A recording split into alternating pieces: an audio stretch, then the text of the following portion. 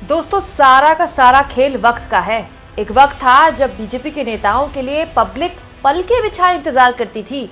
BJP का कोई भी नेता आता था, मोदी मोदी के नारे लग जाते थे। बीजेपी के नेताओं पर पब्लिक निहाल हुई जाती थी। बस मोदी जी खड़े होते थे, हाथ हिलाते थे और बीजेपी को खटाखट वोट मिल जाते थे। फटाफट बीजेपी सरकार बना लेती थी। लेकिन अब देखिए, बीजेपी के सबसे वरिष्ठतम नेताओं में से एक लोग पब्लिक के बीच जाते हैं तो पब्लिक उनका ये हश्र करती है कि उनको बीच बचाव करने के लिए सभा से भागना पड़ जाता है, क्योंकि उनको पता है कि अगर वो रुकेंगे तो फिर ऐसी खबर बन जाएगी जो जाहिर तौर पर उनके लिए अच्छी नहीं होगी। दोस्तों, हरियाणा में 6 बार के विधायक अनिल विज, दोस्तों आज तो हरियाणा में बीजेपी 9.5 साल 10 साल सरकार चला चुकी है। अनिल विज बीजेपी के तब से नेता हैं और विधायक हैं हरियाणा में, जब से बीजेपी को पूछने वाला नहीं था। बीजेपी कभी इनेलो के सहारे अपना संगठन चलाती थी, मतलब बीजेपी का कोई संगठन ही नहीं था जब, तब से अनिल विज बीजेपी का झंडा उठाए हुए 6 बार के विधायक हैं, 7वीं बार चुनाव लड़ रहे हैं। मतलब आप सोच सकते हैं कि अनिल विज उन नेताओं में से हैं जिनको मोदी की ज़रूरत नहीं है चुनाव जीतने के लिए, या बीजेपी की ज़रूरत नहीं, वो अपने आप में एक नाम है। तो उनको एक बार फिर से अम्बाला कैंट से बीजेपी ने उतारा है चुनाव में। लेकिन अनिल विज दोस्तों, जिनका अपने आप में एक रसूख है, जिनकी पहचान है, मोदी से ऊपर की पहचान है, वो जब पब्लिक के बीच गए तो हालत ये हो गई कि उनको बीच सभा में छोड़कर जाना पड़ गया, क्योंकि समर्थक उनके और जो पब्लिक थी वो आमने सामने हो गई। दोस्तों, 1-2 जगह नहीं, मतलब ऐसी खबरें भरी पड़ी हैं सोशल मीडिया में, वीडियोस वायरल हैं जहां पर अम्बाला कैंट किसानों के बीच पहुंचे थे प्रचार करने के लिए अनिल विज, लेकिन किसानों ने उनको घेर लिया और हालत ये हो गई कि बीच बचाव करने से पहले अनिल विज को वहां से भागना पड़ा, क्योंकि अगर वो भागते नहीं तो आमने सामने वाला मामला हो जाता। जरा वीडियो देखिए, फिर पूरा मामला मैं आपको समझाऊंगी। अनिल विज मुर्दाबाद, अनिल विज मुर्दाबाद, बीजेपी सरकार मुर्दाबाद, अनिल विज मुर्दाबाद, मुर्दाबाद, मुर्दाबाद, पंजाब मुर्दाबाद, मुर्दाबाद, मुर्दाबाद, मुर्दाबाद, अनिल विज मुर्दाबाद, अनिल विज मुर्दाबाद। दोस्तों, अनिल विज अम्बाला कैंट के शाहपुर गांव में थे। यहाँ पर भारतीय किसान यूनियन भगत सिंह गुट से जुड़े हुए लोग, उन्होंने उनको घेर लिया और ज़बरदस्त तरीके से अनिल विज के समर्थक भी उनके साथ थे। भाई, इतने वरिष्ठतम विधायक है, मंत्री भी रह चुके हैं मनोहर लाल खट्टर सरकार में। अब उन्होंने अपने मंत्री पद से इस्तीफा दे दिया था जब नायाब सिंह सैनी को सीएम बनाया गया था, वैसे मंत्री रह चुके हैं और विधायक तो है ही, 6 बार के 7वीं बार विधायकी का चुनाव लड़ रहे हैं। तो जाहिर तौर पर जहाँ जाएंगे नेता उनके साथ होंगे, उनके कार्यकर्ता उनके साथ होंगे। उनके कार्यकर्ता और भारतीय किसान यूनियन भगत सिंह गुट के कार्यकर्ता आमने सामने हो गए और खूब हंगामा शुरू हो गया। हुआ ये दोस्तों कि अनिल विज को देखकर जो वहाँ पर पब्लिक थी, जो किसान यूनियन के लोग थे, वो अनिल विज मुर्दाबाद के नारे लगाने लग गए। अब समर्थक नेताजी के लिए सामने से नेताजी की मौजूदगी में मुर्दाबाद के नारे सुनेंगे तो कैसे सहा जाएगा बताइए। तो वहां पर आपस में झड़प की स्थिति पैदा हुई नहीं झड़प, लेकिन स्थिति ऐसी लगी कि झड़प की स्थिति पैदा हो सकती है। आमने सामने आ गए किसान यूनियन के लोग और अनिल विज के कार्यकर्ता। हंगामा इतना बढ़ गया दोस्तों, तमाशा इतना बड़ा हो गया कि अनिल विज के समझ में आ गया कि प्रोग्राम बीच में छोड़कर भागने में ही, वहां से दौड़ लगाने में ही समझदारी होगी। कहीं ऐसा ना हो कि हालात खराब हो जाएं कि अनिल विज को भागने का मौका भी ना मिले। मतलब आप सोचिए दोस्तों, ये वो विधायक है, जैसा कि मैंने कहा, जिनको बीजेपी के झंडे और मोदी जी के चेहरे की जरूरत नहीं है, जो अम्बाला कैंट से लगातार जीतते आ रहे हैं, मंत्री हैं जो पिछले 10 साल से, अब नहीं है भले ही, लेकिन 9.5 साल मंत्री रहे हैं। उनके समर्थकों के सामने उनके लिए अनिल विज मुर्दाबाद के नारे लग रहे हैं। और कहाँ लग रहे हैं? उनके अपने गढ़ में। अनिल विज का गढ़ है अम्बाला कैंट, वहां उनके लिए मुर्दाबाद के नारे लग रहे हैं और अनिल विज को बीच में वहां पर वो सब छोड़कर भागना पड़ रहा है। अनिल विज मामले को संभाल नहीं पा रहे हैं। वो लोग जो अनिल विज का विरोध कर रहे हैं उनको शांत नहीं कर पा रहे हैं। अनिल विज को वहां से निकलना पड़ रहा है। ये सब कुछ तब हुआ है दोस्तों जब अनिल विज ने कुछ ही घंटों में एक हैरान करने वाला बयान दिया है। अनिल विज ने अपनी ही पार्टी को चौंका दिया, ये कहते हुए कि मैं हरियाणा का वरिष्ठ विधायक हूँ, 6 बार विधायक बन चुका हूँ और 7वीं बार चुनाव लड़ रहा हूँ।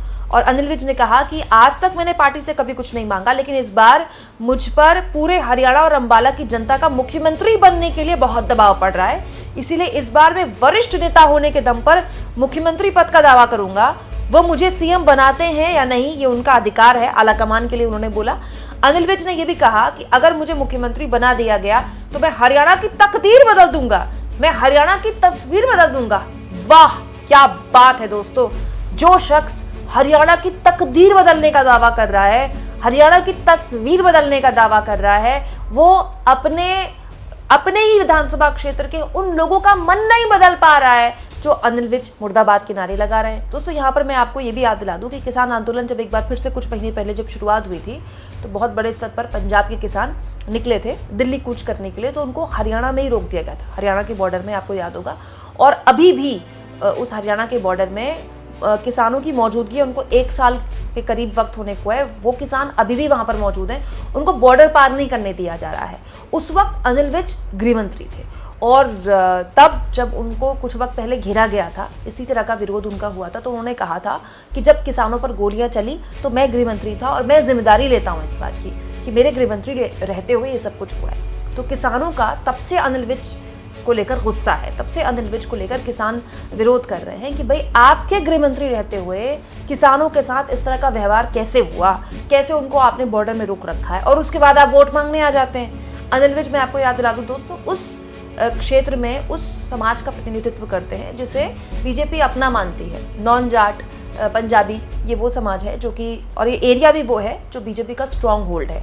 और अनिल विज तो खुद ही कह चुके हैं कि वो मुख्यमंत्री के दावेदार हैं, आज तक उन्होंने पार्टी से कुछ नहीं मांगा, लेकिन अब वो पार्टी से कहते हैं कि उन पर बहुत दबाव है, अंबाला की जनता का भी और हरियाणा की भी जनता का भी।